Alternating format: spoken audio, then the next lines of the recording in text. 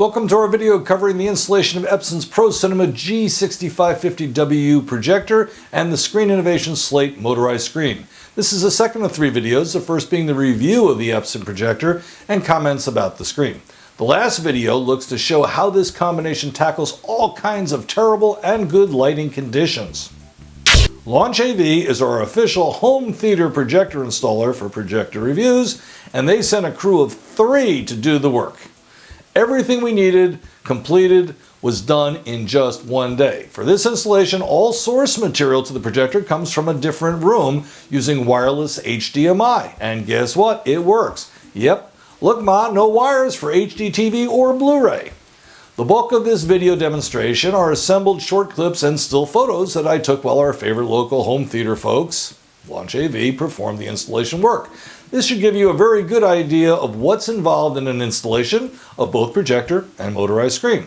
At the end of this video, we'll wow you with just a few photos of how the 5200 lumen Epson G6550 combines with the SLATE screen to perform under room conditions that would give most projectors a major league heart attack. The right projector paired with the right screen can tackle almost any room and provide the big screen experience. Not that you'd want to watch movies with dark scenes during bright days. Let's take a look at the living room and why we went this route. This is a very bright living room except on dark rainy days, and we don't get too many of those here in Southern California. These photos give you some idea of the brightness. Inside the house, standing a dozen feet behind our screen wall, late in the day, right underneath the projector when the sun is shining in and reflecting off the water and off of the light-colored slate tile patio, it can be blinding even with sunglasses, but no problem. Now, these photos were taken long ago with a typical screen set up temporarily and not even at the brightest time of the day, and they are marked with the brightness of the projectors used. Most folks would put an LCD TV in a room like this, but we did not want to have a big 65 or 75-inch LCD TV permanently hanging on our wall, ugly when off, relative to the great views beyond. A retractable motorized screen makes more aesthetic sense. If not for a major support beam in the way, we would install the screen in the ceiling with only a slit showing. Instead, we wall mounted it just below the ceiling. The SI SLATE comes with a fascia to hide the screen assembly. This had to pass the wife test, or should I say the partner test, and it did. Here are clips from the installation. 3 LCD projector, plenty of power for a room that is exceptionally bright. This is the back of the waterfall. The projector is going to be mounted right up there, firing towards the screen. Because they're not in line with each other, we will be mounting the projector and using lens shift to move the image to the right to center on the screen. Okay, doing measurements here. Projector is going to go several feet forward of that. I'm doing more research on this, so he wants to put. Okay, you can see the inside of the waterfall right now. Trigger's here, am I right? Uh-huh. Okay, so we need to get these screws. Yeah. There's other little screws in here too. Locking the mount into place. Let's put it back on again. Let's measure from the back. You ready? Do you want 2 feet I think he said 2 feet from too. to the back To the back. of the projector? Yep. Yep. Towards this side. We're going to cut a box for the power. First. That's a first. Okay, now Alright. about this way. Am I square this way? Got it. There. Perfect.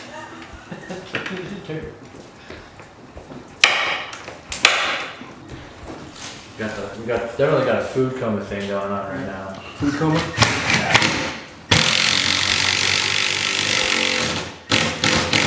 Before I finish this. Okay, there goes the other mount hole. Plus my eyes aren't like they used to be.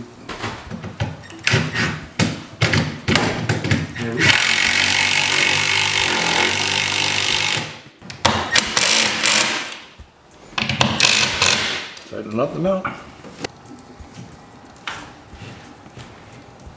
You ready? You want to catch this if I drop it? Yeah. I want to wait. Alright, pull it nice and slow.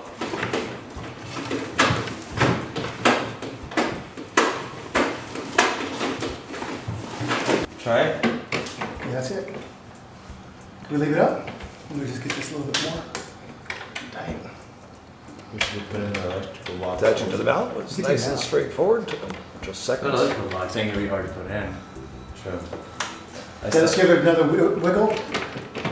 That's good. We just gotta tighten the little adjustments. The answer just does this. Yeah. Level it.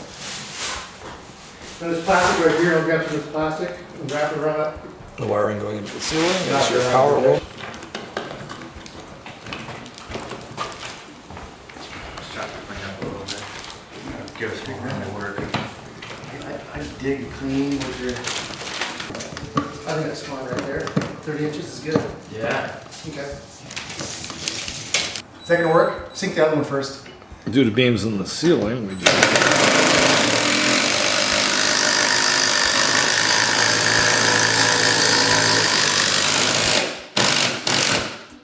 You're tight to the pencil. Yeah.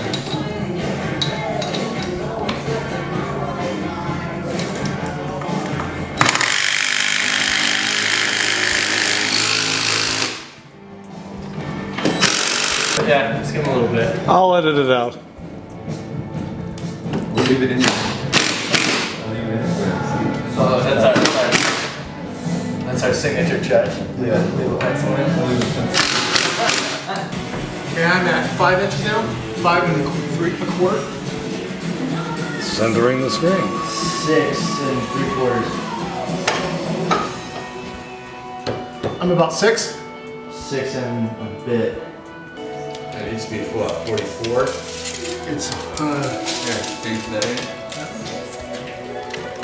That's what is it written on that? No.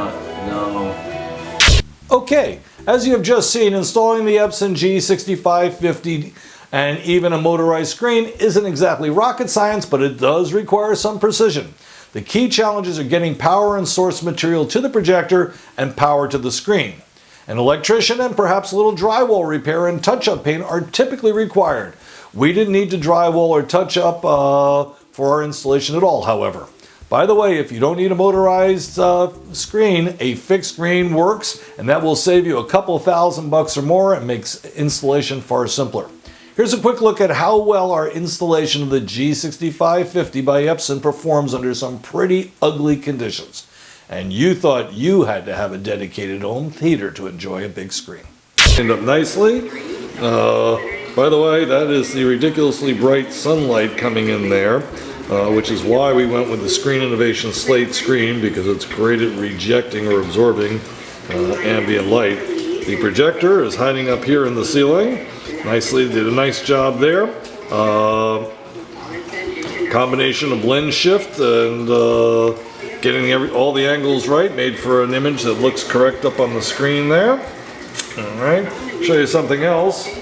Shooting through the waterfall, the projector is pretty hard to spot, so that's exactly what we were hoping for. And notice that what's going on here is the projector is actually mounted a good 2 feet to the left of the center of the screen. There was enough lens shift to make this work. We checked it out in advance. So that's about it. Back there we've got the plate that they put in, draw power down from the attic. Get that focus for you. We're using a Peerless HD Flow HDMI receiver transmitter combination. Here's the receiver bringing in our sources wirelessly, and now in the adjacent den is the transmitter, our satellite box, and Blu-ray player. What else can I show you? Again, it's a very bright sunset out there. Too bright for the camera to even be pointed at it properly. See that? It can't even cope. Sunlight is hitting the walls here, but we got 5200 lumens, and I'm not even in bright mode right now. I'm in theater mode on the projector, which means the color is pretty good, although I really haven't made an effort to tweak it yet. Like I said, the guys just left. Okay, this concludes the installation video part of the Epson G6550 and Screen Innovation SLATE. The third video in the series shows multiple room conditions and shows how well this Epson and Screen Innovations combinations handles them from daylight to nighttime. Thanks. I'm Art Fireman. Check out video number 3.